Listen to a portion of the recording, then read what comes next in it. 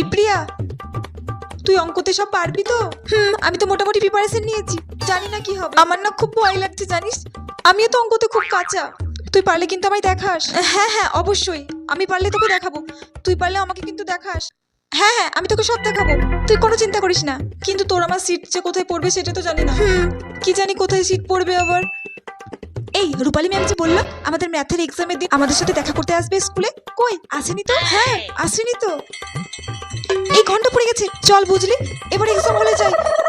চল চল, হ্যাঁ চল। এই প্রিয়া, 5-6 অঙ্কটা আমাকে দেখা না।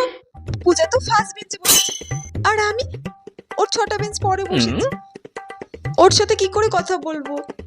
যা পারবো নিজে নিজেই করতে হবে। কি করব, কেউ তো আর বলেও দেবে না। পূজাকে একটু ডাকি, শুনতে পাই নাকি দেখি। এই পূজা, এই পূজা।